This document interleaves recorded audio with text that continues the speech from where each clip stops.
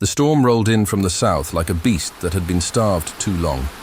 Wind howled across the empty plains, dragging dust, rain, and dread along with it. By the time the stranger rode into Clearwater, the town had gone silent, windows shuttered, lamps dimmed, and every soul hiding from the thunder's growl. He was a shadow on a tired horse, soaked through to the bone. The animal stumbled, one leg bleeding, its breath coming out in sharp bursts of white.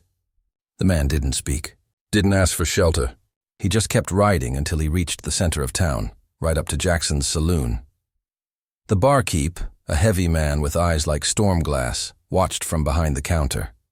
"You look half dead," he muttered, voice low. "Storm will take you if you stay out there." The stranger dismounted slowly, his boots sinking into the mud. When he lifted his head, the barkeep caught a glimpse of his face in the lightning flash, pale, hollow-eyed, streaked with road dust and blood. He said nothing, just nodded once, stepped inside, and let the door creak shut behind him. The saloon felt different then. The air grew heavier, colder. The lamps flickered, shadows stretching like they were trying to crawl away.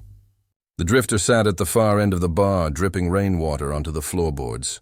"You got a name?" the barkeep asked, pouring whiskey. The man didn't answer. Instead, he took out a small leather pouch, old, torn at the edges, and laid it on the counter. Inside, the barkeep saw something glint, a single coin, blackened with age. A silver coin scorched at the center, thunder cracked, shaking the glassware. The barkeep jumped, looked up, and in that split-second flash, the mirror behind the bar shattered. A spiderweb of cracks spread across the glass like lightning frozen in place. When the barkeep turned back, the stool was empty. The door swung in the wind. The stranger was gone. Hours later, the sheriff found the saloon door open, rain pooling on the floor. The barkeep lay dead behind the counter, eyes open, skin pale as the moon. Carved into the wood beside him were strange symbols, burned deep as if by a branding iron. The sheriff stared at them, his lantern flickering in his shaking hand. "What in God's name?" But the wind answered first, a whisper through the broken window. "He's come home." The narrator's voice fades in, low and grave. That night, Clearwater stopped being just a town. It became a warning. The storm had rolled in like a living thing, low, hungry, and full of voices that didn't belong to the wind. The cabin walls groaned beneath its weight, the timbers flexing like tired ribs holding back the night. 3 souls took shelter there, huddled around a dying fire. A stoic rancher named Hale, a widowed schoolteacher called Mary, and a guilt-ridden deputy named Colt. None spoke for a long while. Only the crackle of wet wood and the distant rumble of thunder dared to break the silence. The place smelled of old dust, mold, and something faintly metallic. Blood, maybe, or memory. Hale had found the cabin half buried in the pines when the storm started chasing them out of Clearwater. Now it was their fortress, or their coffin, depending on how the night turned. He leaned against the doorframe, rifle in hand, eyes fixed on the narrow slit between warped boards where the wind howled through. Every gust sounded like a whisper, each one calling a different name. Mary knelt by the hearth, feeding the fire with scraps of wood she'd gathered from the floor. The light painted her face in trembling gold, and for a moment she looked like someone praying rather than warming her hands. Colt sat apart, his deputy's badge dull under the flicker, staring down at his own reflection in a tin cup of rainwater. His fingers trembled, though he tried to hide it by clenching them tight. Hale finally spoke. A voice rough as gravel dragged through whiskey. "Storm ain't what we should be worrying about," he said. "You brought something worse with you." Colt's head snapped up. "You think I wanted this?" He shot back. "I did what the sheriff told me. Drifter had a warrant. I just followed orders," Hale cut in. "That's what gets men buried out here." Mary's voice trembled through the room, soft but firm. "Stop it, both of you." She turned toward them, eyes bright in the firelight. "That man wasn't a killer. I saw the fear in him before you dragged him away. Whatever happened to Clearwater? It ain't his doing." Lightning split the dark outside, and for an instant all 3 faces flashed pale as bone. Then came the thunder, deep, rolling, endless. The sound didn't fade like normal thunder. It lingered, echoing against the hills, twisting into something almost human. A voice, low and drawn out. Hale stepped toward the window. "You hear that?" Colt nodded slowly. "It's been following us since the river bend." Mary whispered, "It's calling." They all fell silent again. Outside, the rain came harder, slapping against the roof like angry hands. The candle flame began to dance wildly, then guttered, as though something unseen had moved through the room. Hale's rifle barrel followed it, steady as a judge's gavel. In that suffocating quiet, trust was a fragile thing. The ranch's suspicion, the deputy's guilt, the teacher's faith, each one a spark that could save or destroy them. When the wind moaned through the cracks once more, it carried with it a single, unmistakable sound. Footsteps in the snow outside. Mary gasped. Colt's hand went to his revolver. Hale moved to the door, slow and deliberate, pressing his ear against the wood. The sound stopped. Only the faint drip of water from the roof remained. He stepped back, jaw tight. "No one leaves this cabin," he said. "Not till the storm, or whatever's riding with it, passes." The others nodded, though no comfort came with the words. Because deep down, each of them knew something the others didn't. The storm wasn't what haunted them. It was the guilt they'd brought inside, and before dawn came, that guilt would answer. What do you think? Would you have trusted them? Or walked out into the storm alone? The storm outside beat against the cabin like 1,000 fists, each gust howling through the cracks as if the prairie itself mourned something long dead. Inside, 3 souls sat in uneasy silence, the rancher, the deputy, and the schoolteacher, their shadows flickering across the walls in the lantern's weak flame. The smell of wet wood, gun oil, and fear filled the air. For the first time that night, no one spoke. They just listened, to the wind, to the silence between heartbeats, to the guilt clawing at their ribs. The teacher was the first to break. Her voice trembled like the flame before her. "He wasn't a monster," she said softly. "That drifter, he was looking for something, someone." The rancher didn't look up. His hands were thick with calluses, gripping a mug that had long gone cold. His jaw tightened as he muttered, "I saw him. Weeks back. Came riding through my land, thirsty, starved. Asked for water." He paused, remembering the moment with the clarity only guilt could carve.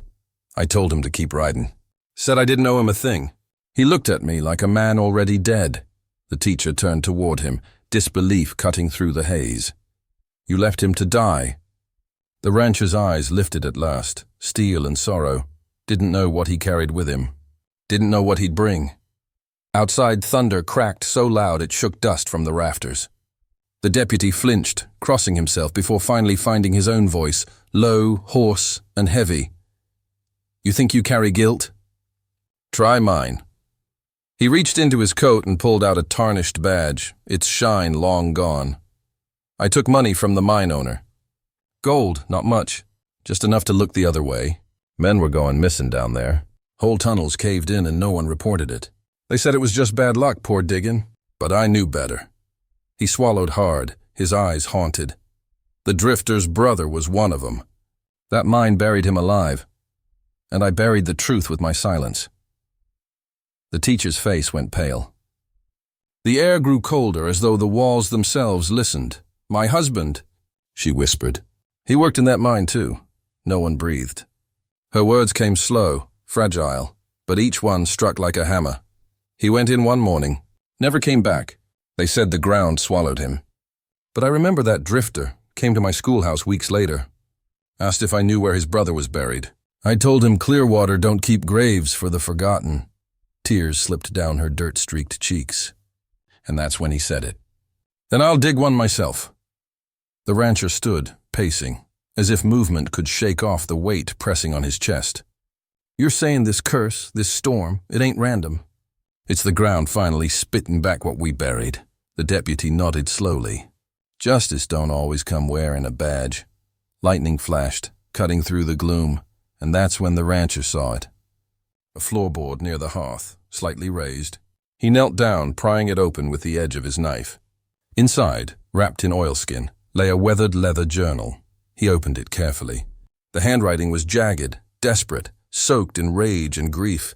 The first line read, "They buried my brother for profit. They buried me for asking."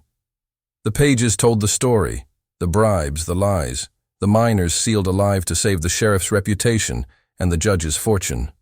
Each name matched someone they knew, someone still living. The rancher's hands shook as he read the final entry aloud.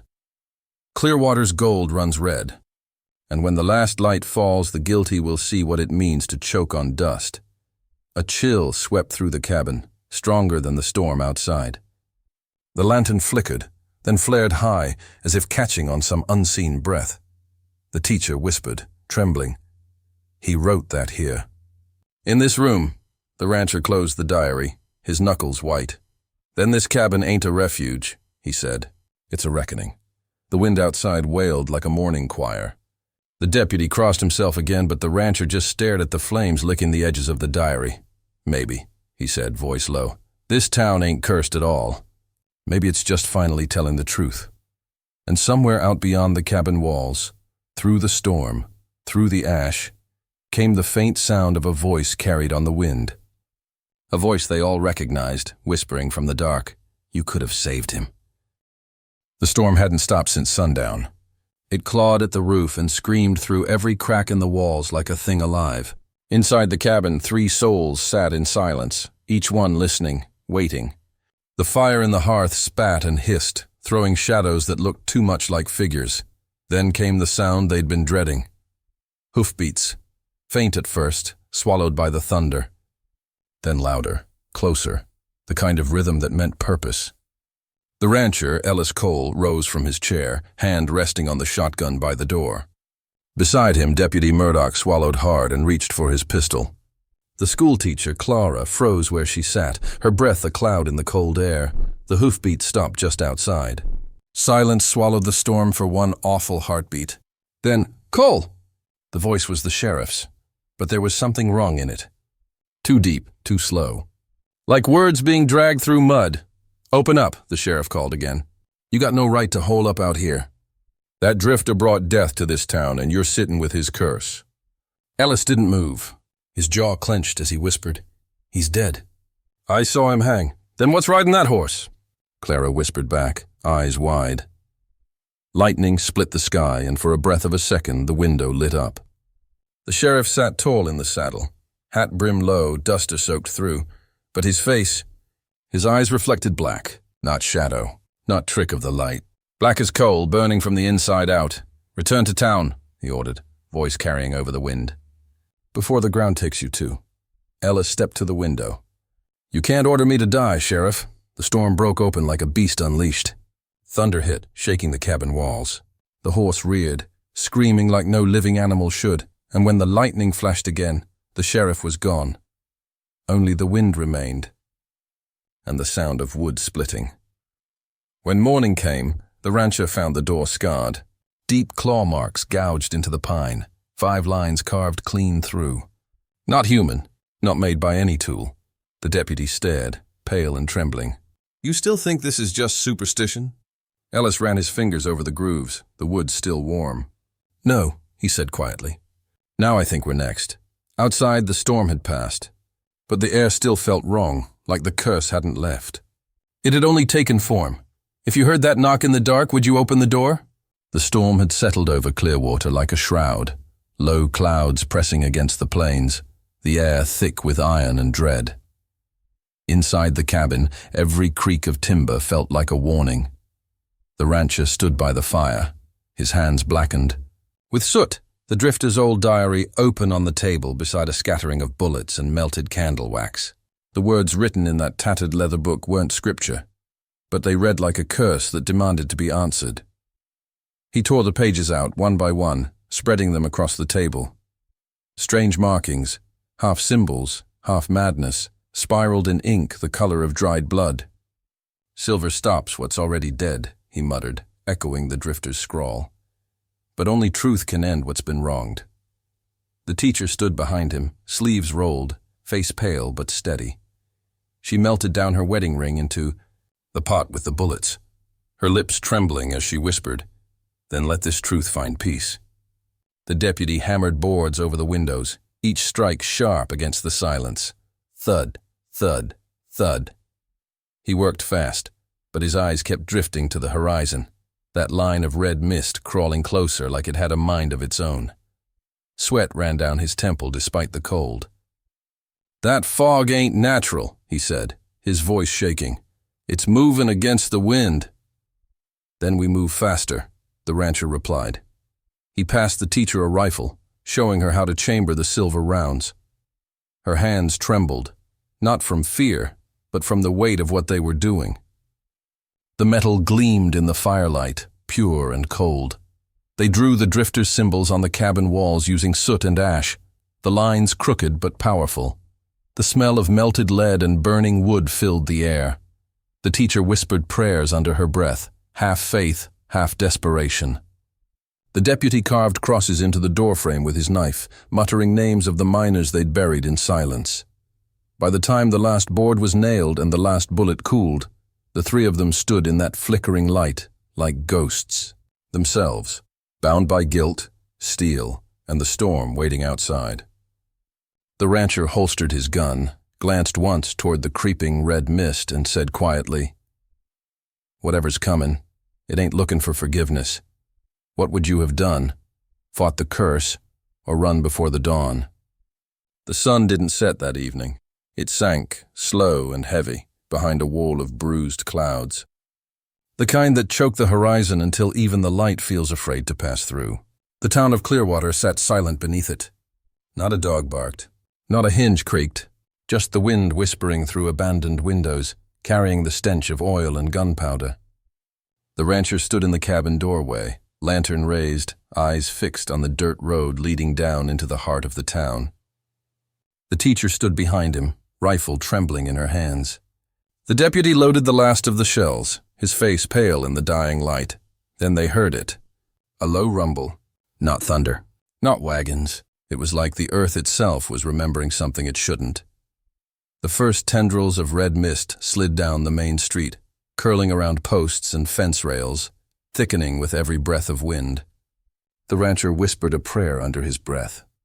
The teacher clutched the rifle tighter, whispering back a psalm she barely remembered. The deputy tried to laugh, but it came out cracked and hollow. Then the mist reached them, and with it came the dead. They didn't rise from graves.